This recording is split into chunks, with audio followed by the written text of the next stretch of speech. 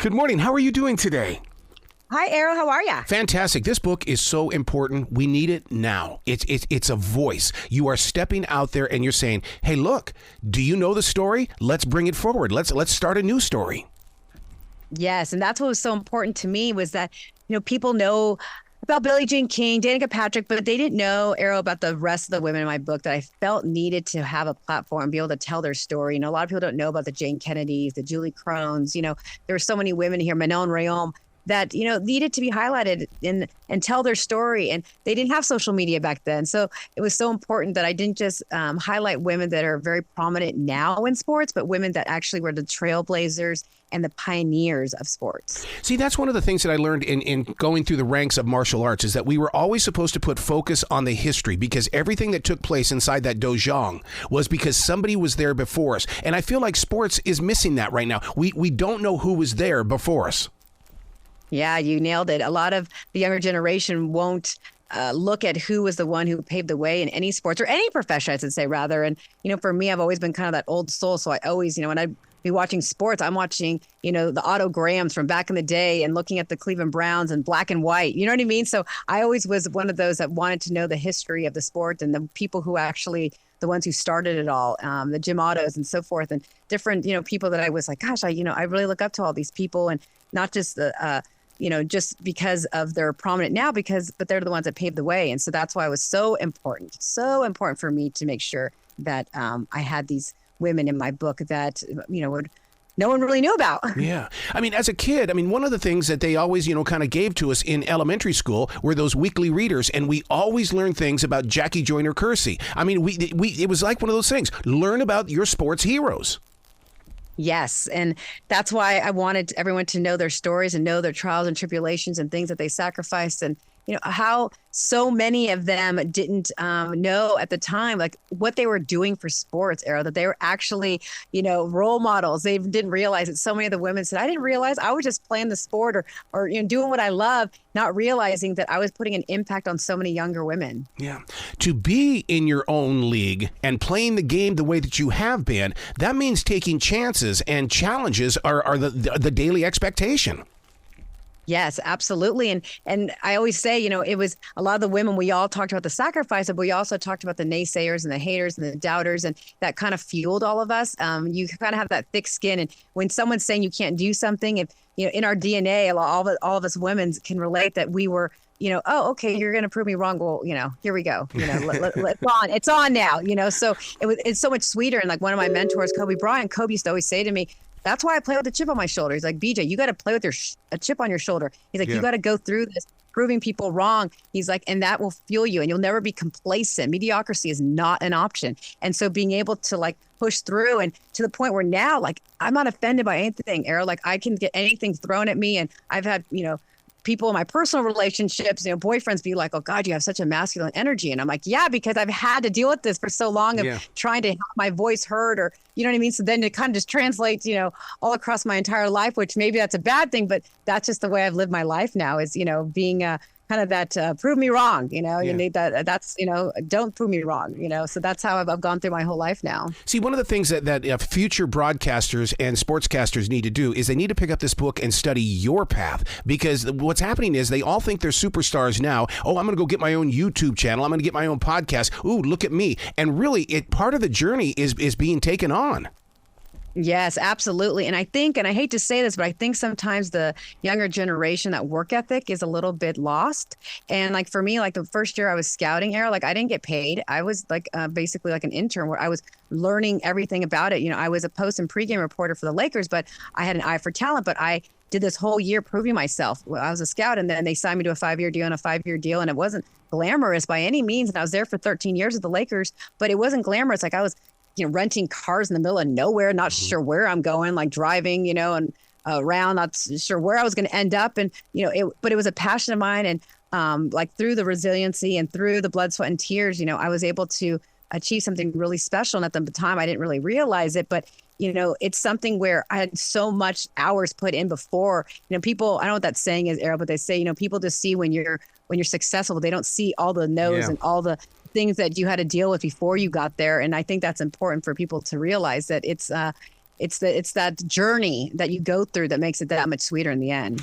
Randy Bachman of Bachman Turner Overdrive told me one time, he says, you know my hits, but you don't know my strikeouts. And boy, that was a game changer for me, because you're right. We don't know your story. And that's why I love books like this and podcasting, because I finally get to hear the emotions of the journey.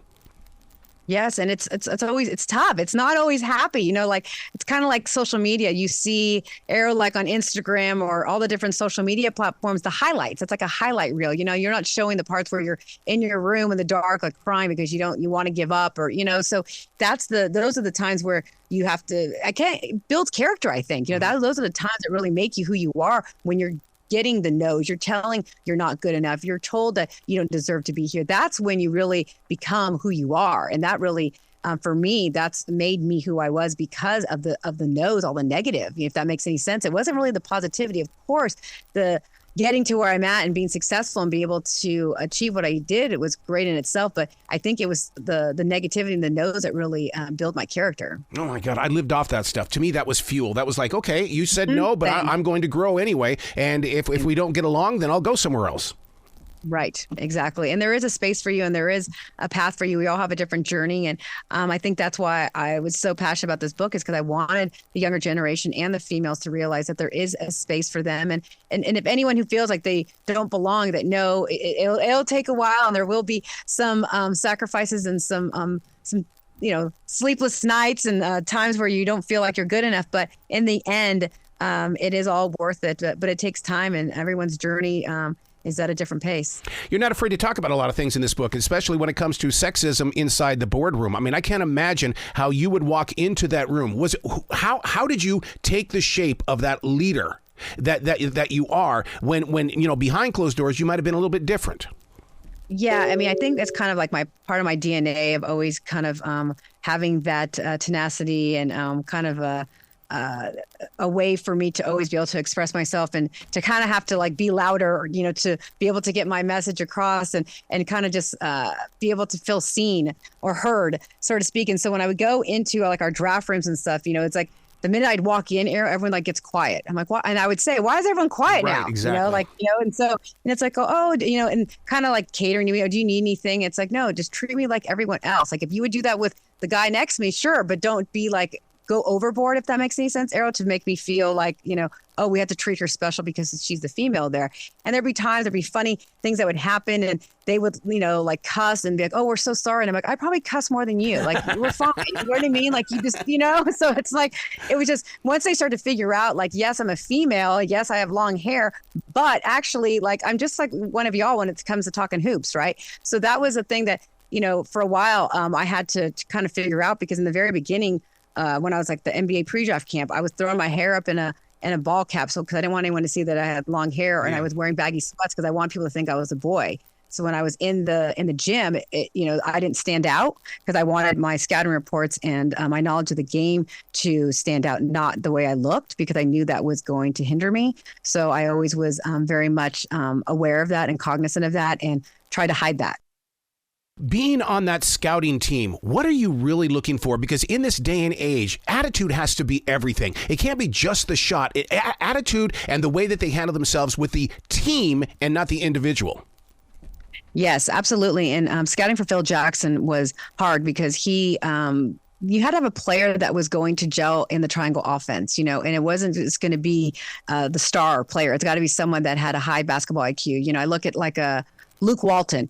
I don't think he would have fit in any other offense except a triangle offense where he really thrived and he really succeeded in that, or a Derek Fisher, so it was a different type of player that had to be able to fit into that system. Mm-hmm. So it was really tough. And with Phil, he liked big guards, you couldn't be an undersized guard. He didn't care how fast you were. So there are certain things that if I was to go and scout at another organization, things would be typically different, with a run and gun offense or whatever that may be. So it took a lot of time to understand what Phil wanted. And because I knew the triangle, it all made sense, but it was tough. We were scouting overseas and so forth. But also, I was scouting in the year you had to have 1 year eligibility. So we weren't doing high school anymore. And so we were looking for the guys, which, normally one and done.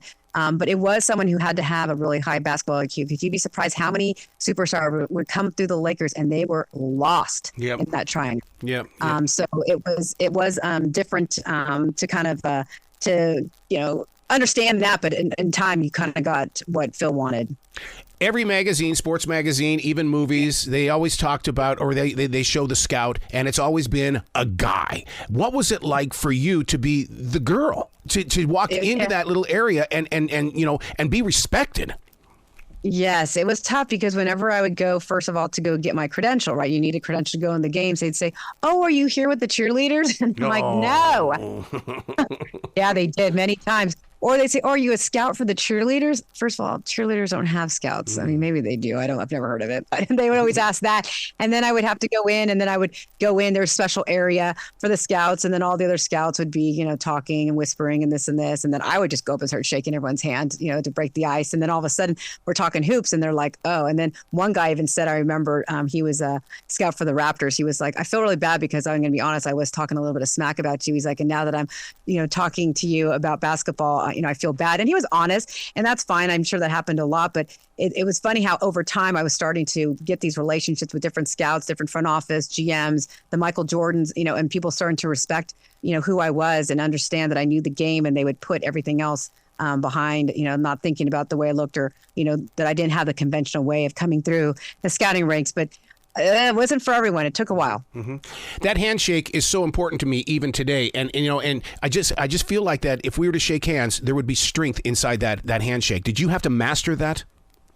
Yes. And I was raised with a really strict upbringing. So I was told, no, sir, yes, sir, no, ma'am, yes, ma'am. Yep. Standing up when you never shake a hand sitting down, by the way, you always stand up. Mm-hmm. And so, all those kind of things that, and I just, I've got a pretty big personality, and I wasn't shy. So I was able to, I would go up right to people, even the ones I knew who didn't like me, and kind of kill them with kindness. And then as they got to know me, they started to realize, don't judge a book by its cover, so to speak. But yeah, going a long ways to shake their hand and introduce myself, I think was good. And it wasn't just, the basketball ops guys. There was a lot of the media that actually that was targeting me. And what was really sad about Arrow, it was the females. It was sad that it was a lot of females were the ones that were bashing me more than the men when I was going through this, which was upsetting, which that's why, this book really was important to me, because all the females in this book, we all really we're on the same page. We're all supportive, empowering each other, because you can say I empower women, but if you're not walking the walk, talking the talk, then that doesn't mean anything to me. How did the sports announcers treat you? Because Jerry Valancourt always spent some time with the scouts and people that were working behind the scenes, because he always said that was the real story of the sport. Oh, yes. All the announcers have been so great with me. And especially I was there, and luckily to the late Chick Hearn. I'm sure you remember Chick Hearn. Mm-hmm. And so he was so great. Stu Lance and so many of the iconic broadcasters. It was amazing how much even though they had the old school maybe mentality at the time, how they really did embrace women. And I didn't have any problems with any of the male broadcasters or at all. It was, fortunately, I hate to say it, but it was the female reporters that sometimes weren't as good to me. Wow. The book features 19 women. Why 19? There could have been 35. And it's so funny because people go, "You better come up with a reason for the 19." It was supposed to be 20. Okay. And Sarah Thomas, who was the first female referee for Super Bowl, she was going to be in my book, already had a chapter done, and then the NFL said she couldn't be in it. No. So they put the kibosh on that. And so I ended up with 19. But maybe, Arrow, you can help me. I got to feel like there has to be an iconic reason for the 19, but it was 20 with Sarah Thomas. Wow. Do you think we'll ever see in prime time women's basketball? Because, I think that's missing from our modern day game. Yeah, absolutely. Definitely right now on the college level, people are all rushing to TV to watch Caitlin Clark. That was the story. We all were watching, and then, you see how well Becky Hammon's doing with the Las Vegas Aces with the WNBA. And now that Caitlin Clark has said that she will be leaving for going her senior year and leaving to go enter the draft, I think people are really going to watch and see where she goes as well. So you've got a lot of women in the WNBA who are being highlighted. So I think, it's going to take, some long strides to still kind of get there. But I think with the NBA trying to help with the WNBA and their platform, it's really starting to make waves. Yeah, because look at what happened last year with March Madness. I swear people were talking more about the girls than they were the guys.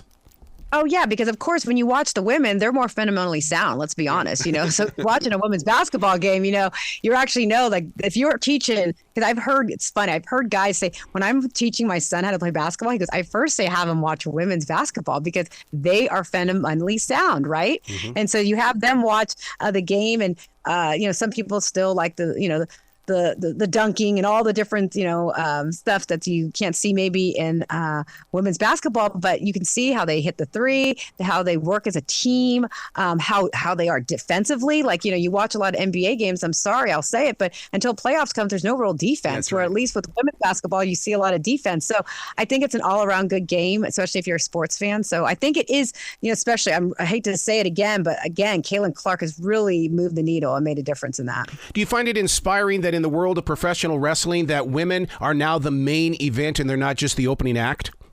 Yes, and that's why I had Trish Stratus. She's in my book. Some people go, oh, she's not really an athlete. I'm like, yes, she is an athlete. And the WWE, I mean, yes, it's sports entertainment, but all of sports is entertainment at the end of the day, right? So I wanted to make sure that she was in the book. And if you look at before, it was like the WWE, the Divas, the Diva Search, all that was kind of more of like to kind of, I don't know, it was more of the men wanted to see the girls in their little uniforms, and it wasn't about their athlete or their skill. So I think now you see that these women are so athletic and what they're doing, and they're the ones that people are watching. Men, male, female, they are watching the female wrestlers. Wow. Where can people go to find out more information about you? They can go to BonnieJill.com, and then for my book, In a League of Her Own, book.com, and then obviously in all the social media, very active on social media. You have to be, or you're not relevant, or you're dead, right? So you got to be active on social media. And then my charity, houndsandheroes.com. You can check me out there. But right now, just really trying to push out the book to go to Amazon, Barnes & Noble, Walmart, Target to get your own copy. Talk to me about that charity before we go, because that's very important to a lot of people's lives. Yes, Hounds and Heroes and Horses. We rescue dogs that would otherwise be euthanized at the shelter, and we rescue them, and then we pair them up with veterans dealing with PTS, TBI, amputees, stress, depression, and we have the therapy and service dogs that we pair them up with so they can actually live their lives with the suicide rate being so high and being able to exist and live again in our society. And then also we rescue horses from slaughter, off the track thoroughbreds as well. And we do retreats at my ranch in Fort Worth called Battle Buddy Ranch. And we have fallen soldiers, kids come, as well as disabled children and first responders and military that are dealing with different issues. And that's a safe haven for them. Wow. Now, what's the website for that then? Let's give that a plug. Houndsandheroes.com. Very simple, to the point. Yes, absolutely. At the social media as well, Hounds and Heroes. Please come back to this show anytime in the future. The door is always going to be open for you. Great. Thank you so much, Arrow. I had a good time. Will you be brilliant today, okay? Thank you. You too.